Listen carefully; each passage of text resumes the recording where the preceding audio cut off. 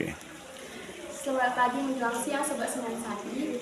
Kembali lagi di podcast Semen Sati. Kali ini kita kedatangan tamu istimewa, yaitu Ibu Sultania Kayalapis, yaitu ibu yang mengajar di sekolah kita, yaitu SMA Negeri 1 Tidak Dekat. Jadi kali ini kita akan mewawancarai ibu ini tentang bukunya, yaitu Jika Nanti Kita Kembali Terluka.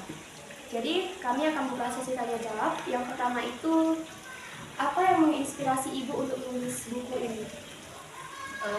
Baik, terima kasih atas pertanyaannya. Menurut saya, apa yang menginspirasi saya menulis buku ini, setiap orang itu tidak selalu punya tempat untuk cerita. Nah, dengan menulis ini, kita bisa menuangkan apa yang ada dalam pikiran kita dan apa yang ada dalam perasaan kita tanpa harus dihakimi oleh siapapun. Nah, dengan menulis juga, menurut saya itu adalah seni dalam menyembuhkan duka. Kenapa?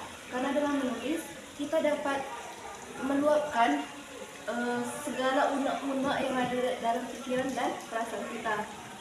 Nah, selain itu juga, menurut saya, menulis juga adalah salah satu cara atau wadah untuk memberi kebermanfaatan untuk banyak orang. Dengan tulisan kita bisa menginspirasi banyak orang, dengan tulisan kita bisa memotivasi banyak orang, dan dengan tulisan kita banyak orang bangkit yang dari tadi terpuruk bisa menjadi lebih semangat lagi.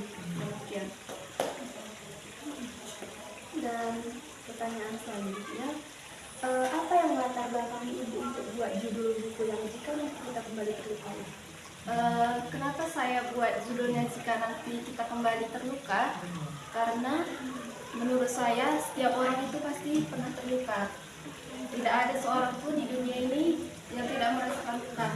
Nah, jadi dalam buku ini juga dituangkan, jika nanti kita kembali dihadapkan dengan luka, mungkin luka yang sama ataupun luka yang berbeda, apa solusi, solusi ataupun pencegahan, ataupun bagaimana kita menerima luka tersebut, dan bagaimana cara kita untuk sembuh dari luka tersebut. Setelah itu Bu, tentang covernya cuma satu ibu buat lukanya. Kenapa demikian satu? Kenapa satu?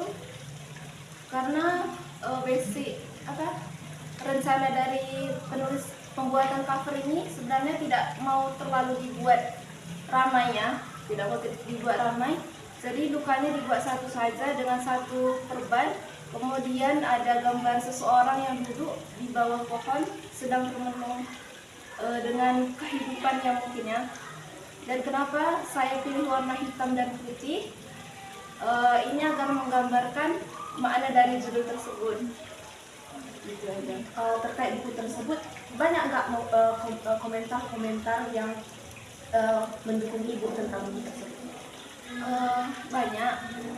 Banyak dari teman, mungkin di media sosial ataupun di lingkungan sekitar, banyak yang mendukung tentang terbitnya buku ini, karena mereka beranggapan bahwa buku ini relate atau sesuai dengan apa yang mereka rasakan. Setelah itu Bu, berapa lama ibu menulis buku tersebut dan mengapa demikian? Sebenarnya saya kemarin itu ikut event 20 hari menulis dengan penerbit.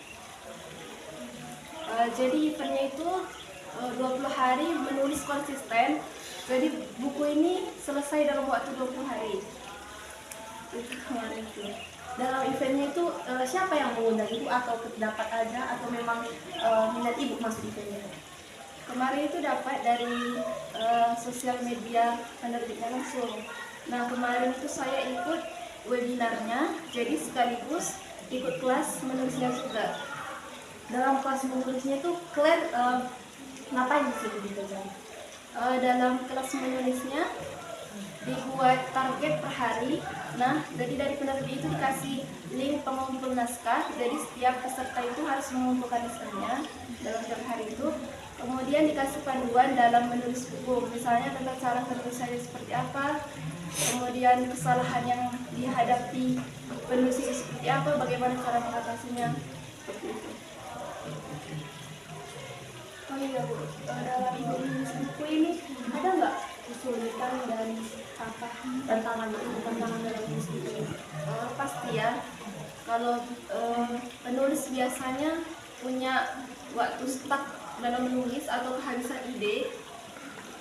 Nah, itu cara saya mengatasinya biasanya itu baca buku, perbanyak baca buku, referensi, atau lihat pengalaman orang lain ataupun pengalaman yang kita rasakan sendiri kemudian tuangkan dalam bentuk tulisan, seperti itu. Dalam referensi tersebut, referensi yang mana yang paling melekat dalam menulis itu? Kalau saya pribadi, referensinya itu yang paling melekat itu pengalaman pribadi saya, apa yang saya rasakan, apa yang saya jalani, dan apa yang saya hadapi. Terus Bu, pas Ibu menulis buku ini kan Bu, Ibu itu punya apa inspirasi itu dari mana Bu? Ada dari seseorang atau gimana Bu? Inspirasi yang paling utama itu sebenarnya dari diri saya sendiri, karena isi bukunya juga hampir sesuai dengan kehidupan saya. Kemudian dari penulis-penulis terkenal juga yang sudah bestseller juga bukunya, di situ juga terinspirasi tulisan-tulisan dan kata-kata motivasinya. Dalam buku ini Bu, Ibu ingin melanjut menulis novel atau gimana? Setelah ini sebenarnya saya udah mengajukan naskah juga ke penerbit. Nah, dalam waktu 3 bulan ini akan diumumkan apakah naskahnya lolos atau tidak. Dan buku yang selanjutnya ini juga berisi buku motivasi juga. Kalau novel ada rencana, cuman belum dibuat ini gambarannya, sama ada rencana. Setelah buku ini Ibu terbitkan, apa harapan Ibu untuk buku ini?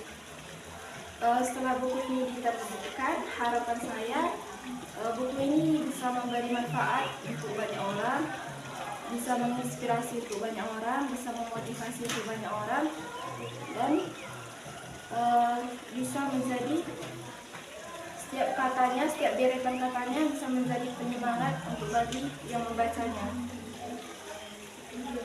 Setelah selesai kita berbincang-bincang dengan Ibu sepanjang tulis, jadi begini pandangan Ibu terhadap buku yang sudah diterbitkan, dan kami harapkan semoga buku yang Ibu mau terbitkan yang sudah diajukan ke penerbit semoga bisa diterbitkan.